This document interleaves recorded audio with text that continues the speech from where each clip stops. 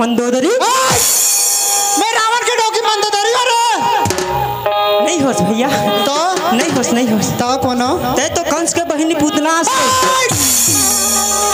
उल्टा सीधा जयकारा लगाने वाले रातो है सुनी का हो गई ए जमो दे दे जितना बैठे हवे मतलब ते का समझत हस रे इमला का समझत हस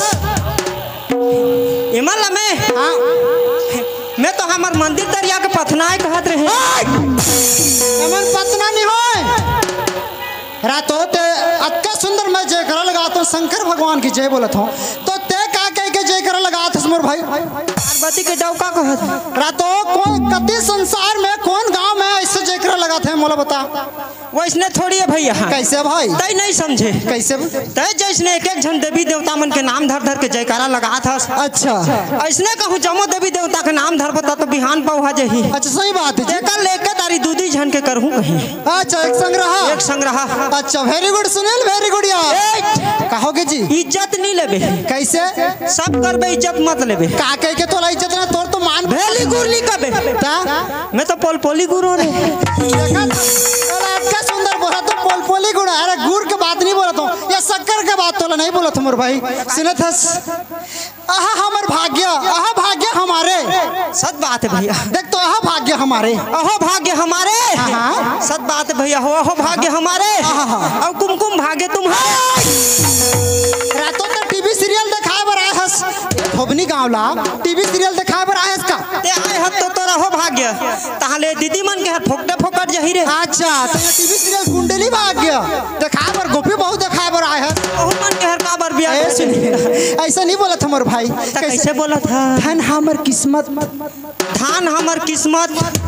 तकदीर हमर पताल और कमर करम हमर मिच्चा सबके चटनी पीसो खाबे हाँ चटनी बासी पेज खा बर आए हो आना तो खाना दे बे आना बेटा लहसुन मिर्चा के चटनी पीसे हो खाबे पताली की चटनी खा बर आए हो है नी हित तो कथस गा ए सुनी हां भैया हमर भाई ऐसे चटर तो होते रही सुनत हस सब बात है ते चटर करत हस हां ए दई तो दामन के जीबे होए तो सहाय है रे अच्छा मोर ईसान होते कैसे करते जी निकाल के 3-4 जूता देते जूता वाले ए सुनील थोड़ा सा भगवान के नाम लेना चाहिए भाई हाथ जोड़कर खड़े हो जा हाथ जोड़े पर लागे दोनों हाथ जोड़ के खड़े हो जाओ नहीं जुड़ी तो सुलेसान आनबे जुड़ जा श्रद्धा से प्रेम से जोड़ दे जुड़ जाती है तो सुनील सुनत है चल ध्यान लगा के खड़े हो जा भाई गेहूं लगाबो तो नहीं बने ए भैया बेंजोला धर मोर भाई ते मैं नहीं खेल सुनत है भगवान के नाम थोड़ा लेना हल्ले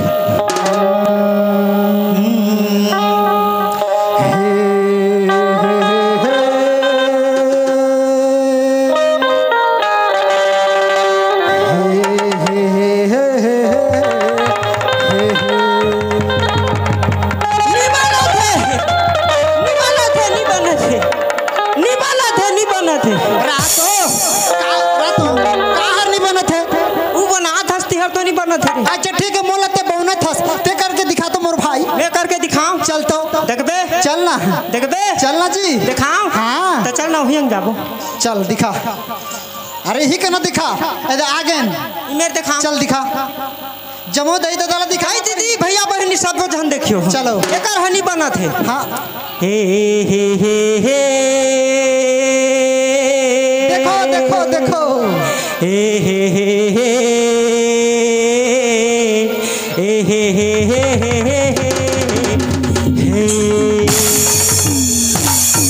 मैं मोर से बेहतर करी कहत रहे मोर छोटे भाई मोर ला बहुनत है मोर ले बेहतर करी सोचत रहे लेकिन ये तो 32 ठला निपोरा थे रे वाह रे मैं 32 ठला नहीं पोरत हो तो ते का 36 ठल्ला नहीं पोरत।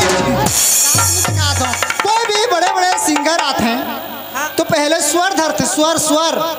सिंगर मन कब ले बुताला शुरू करी रे? काबूताला जी सुअर ला धरे के ऐसे और स्वर नहीं बोलता हूँ। जो पेठी है ना, पेठी पेठी में बोकरा में नहीं बने, बोकरा पेठी वाला नहीं करत हूँ। हारमोनियम जो है वो मैं मोर गल्ला ला मिलावत हूँ। ओहो उकर में मिला था। हाँ पहले पहले संगीतकार मन हारमोनियम में अपन के गला ला बना ले। मैं का जानू मोर भैया हे करत है तो ओकर दांत बन नहीं दिखत है। सुनत रहा सुनील, सुना ले सुना। हे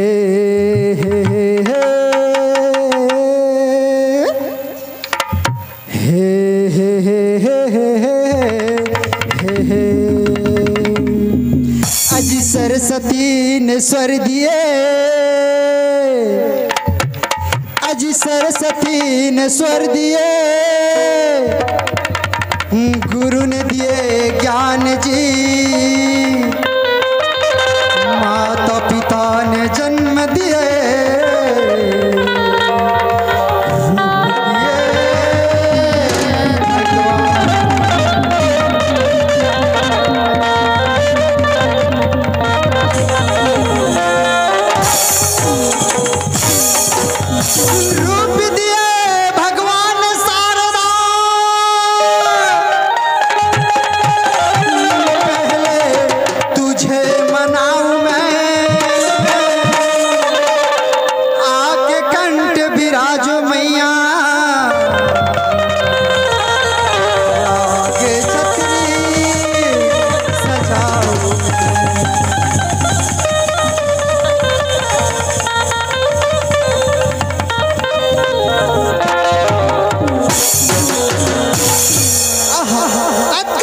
भजन लगा था। ए मर छोटे भाई है कैसे नहीं गा थे, मतलब देखना चाहिए। ए सुनील, सुनील अरे मैं बोलत रही हूँ ते कुछ नहीं बोलस। हाँ हाँ हाँ घलो दिखत है दिखत है। हाँ ए सुनील, हाँ या का हो गिरेला? हाँ हाथ कहते रहे ते तो कहा था उसका मैं कतई ए सुनील ए जमात आई दादा मन का कहते जाना था। आई कहत है एकर बड़े भाई मंगल जब से आए है चटर चटर करत है, जो भी अगर मुंह से टूटा फूटा भजन शायरी सुना लीस। एकर छोटे भाई सुनील हवे यार चुपचाप खड़े है, तोर मुंह से कुछ कुछ ते जानथस रामायण भागवत के विषय में। तो चल बता मोर सुनील भाई। मैं बताऊं? चल बता। तो रामायण मन है तो बताऊं का के है रामायण मन है। अगर तो जानत हस तोर दिमाग में कछु कछु तो चल बता मोर भाई। बताओ? हाँ जी बने धान लगा के सुन बे। ध्यान बोलते हैं तो वो हिला तो कहा था। चल तो चल चल चल बढ़िया दिमाग से बात ला सुन बे। अच्छा ऐसा बात बोला था। चल तो भूया मां नहीं रहेंगे संगी,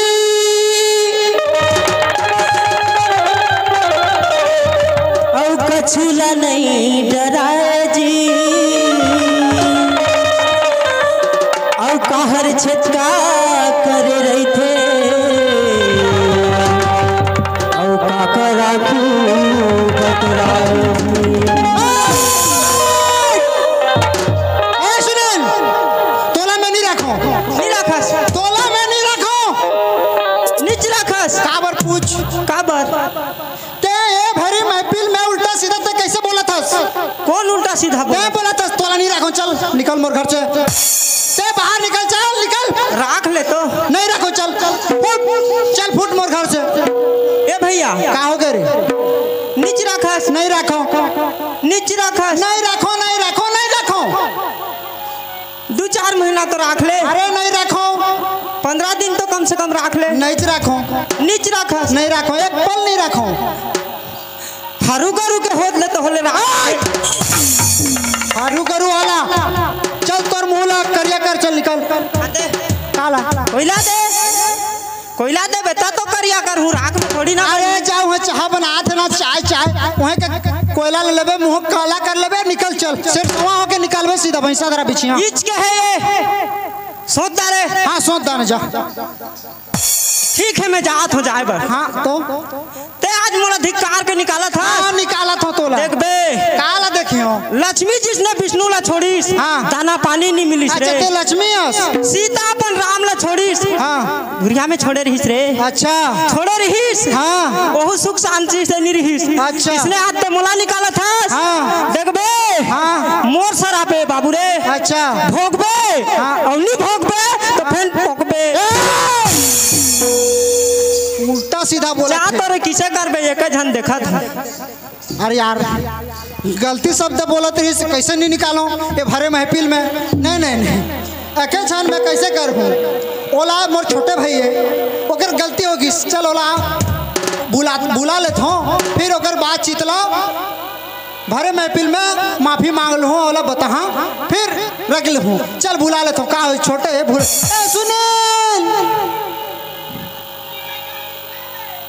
सुनील फिर फिर मोर भाई फिर तो कुदत लेके आ रे काला एक लोटा पानी का करबे मैं तो ईद करा फिरे हो रे उल्टा सीधा कैसे बोलत हस तोला बुलात हो तो ही छा तो फिर रे की थस गा ए सुनील कम हियर इज्जत ले बे तो जाहूं का हो गए मैं नहीं जाऊं तोर ईसा इज्जत लेवा संग में जाहूं रे का बरकत हो मोर इंसत करत हस कम हियर सबको बे मोर इज्जत ले लेबे मैं कह दे तू कत का बेरा तोर इज्जत लेत हो यार मोला कम हेयर का के मोर इज्जत लेबे रे अच्छा कैसे तोर इज्जत ले तो बता लंबा चुंदी है ताल भारी हीरो स्टाइल मारत हस ते कैसे मोला कम हेयर का थे रात होते कम हियर का मतलब का समझत चल मतलब बता कम चुंदी मोर छोट चुंदी है ओकरा बार तो होशियारी मारत था देखा था एकर समझैला देख बुझैला देख कम यार ने कम चुंदी कहा थे हां त कम हेयर याने थोर कुन हेयर याने चुंदी एक ले बेवकूफ मिली संसार में कम यार आने तोला बुलात हो रहे जल्दी आ कहा थो उसने बोला थे हां हां एक जनता बने होशियारी दिखात तो रहे ए समाज भरी महफिल में ते एक खुटा गाड़ था सारी कहत से खुटा गाड़ था अति सुंदर बात लाए भैया ला कहत हो एकर समझ में नहीं आ कैसे कहे मोला बता अभी ना लइका मन घलो समझ गए हो मैं तो नहीं समझत हूं नहीं समझे हां मैं नहीं समझत हूं काला नहीं समझे कैसे कैसे कहत का हर भुइया में नहीं रहेंगे नीच रहेंगे ऐसे जीव नहीं है ना कुछ चीज नीच रहेंगे अच्छा नहीं रहेंगे बाबू हवाई जहाज तक जब ऊपर ला उड़ते ना एक बार भुइया ला ऐसे रंग के चलते ऊपर उड़ते वो भिया ला छू के जाते हाँ। लेकिन मैं कहा तो हर भिया में नीच रहेंगे कहा चीज है जी सोच के बता चल तो मैं नहीं जानते बता यार मोल ले पढ़े हूँ कहत रहते कतका पढ़े हस मोर पढ़े ला पूछा था हाँ। एमए पढ़े हो एमए एमे हाँ। ओमे नहीं पढ़ते रे एमए पढ़े हो एमए पढ़ के बीए करके फार्मासिस्ट करके ताले की सबत की बात ला नहीं जाना था उल्टा सीधा बोलबे तो कैसे जान हो जी भिया में नहीं रहेंगे भैया नहीं रहेंगेगा चल तो बता तब मैं सतपतिया हाँ गिदली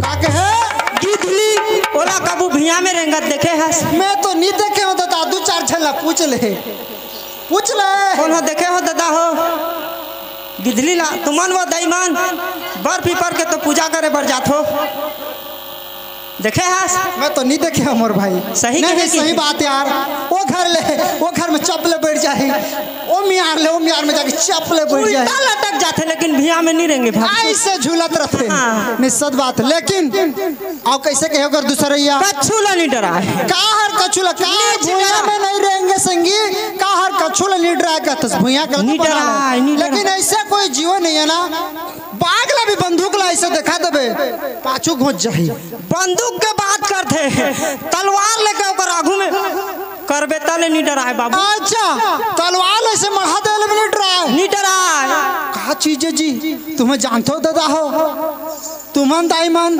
सब जानते हैं तोर छोड़ या मैच नहीं जानो तो ही छन नहीं जाना हाँ चल तो बता दे मोर भाई मैं नहीं जानता बता दऊं कि रहन दूंगा बता दे घोंगी घोंगी सद बात है जी गोली गोली घोंगी नहान जाबे तो पचड़ी ला देखबे चरत रहते ऐसे करके। मैं छा दोनों ला ऐसे निकाल दे रही सद बात है जी होशियारी से चरत रहती नहात रहे आनी पानी के साबुन पे पलता हो ले ओला छुदी हो कबे तले नहीं डराए बाबू नीट रहा बंदूक ला से लेके मढ़ा देबे तलवार दिखाबे तब भले नहीं डराए लेकिन ऐसे छुपे ताल में चला सूट लेकर दी साट ले सटिया नहीं डराए। सच बात है जी। हाँ तो फिर कैसे के है? छटका कर रहे थे पूरा छटका है। अच्छा मान लेते उस मैं वो मान ले के बात ते उस। अच्छा कैसे ले तो बता। तत्ता छटका हाँ तोर दादा छटका मैं छटका हो तो हो मोर दादा छटका नहीं ना हो। कहा था आज उदाहरण देता। तोर दई छटका हाँ तोर सुवारी छटका या तोर लोग लइका तको छटका रे हाँ पूरा छटका। यार मोर इज्जत ले थे के उदाहरण दे थे जी। ए सुनील ओए सच सच बता कर मतलब का होते। हे भगवान लइका मन खेलते रे भैया काला ऊ छटकाला का चीज है जी तुमन खेलतो बाबू हो खेलतो खेलतो नहीं आन देख एमन जानदार में नहीं जाने हाँ बनिया सही बात है जी। ऐसे छटका कर रहे थे बाबू रे उड़ जाही तो घलो छटका हाँ और कौन मेरे बैठे रही तले छटका।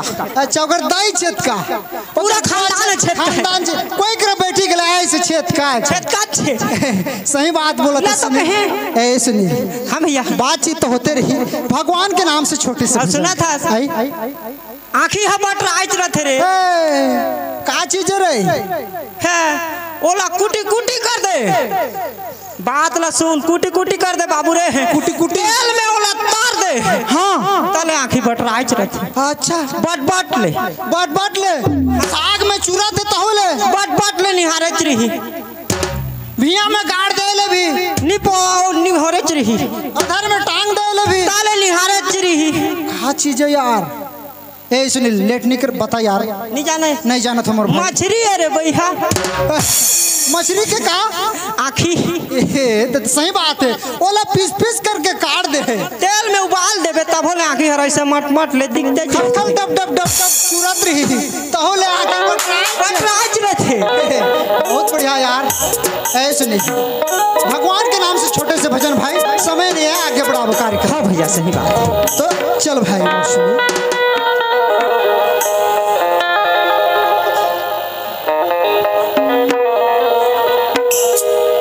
बरती पर कस मोला छैया बना दे तेरा बरती पर कस मोला छैया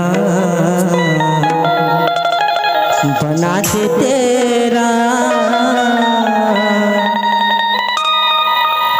कोल्हो बैठ के मोर छामा जुड़ा ले कोल्हो बैठ के मोर छामा जुड़ा ले पर कस मोर छैया बना दे तेरा पर कस मोर छैया बना दे तेरा कोल्हो बैठ के मोर छामा जुड़ा ले कोल्हो बैठ के मोर छामा जुड़ा ले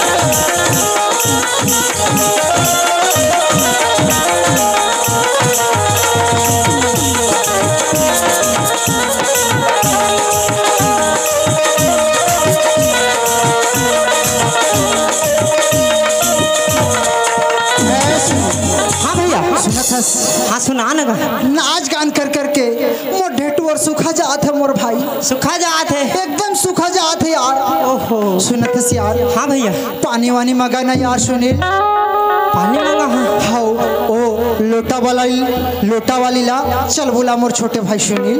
बुलाओ चल बुला ले मोर भाई। अरे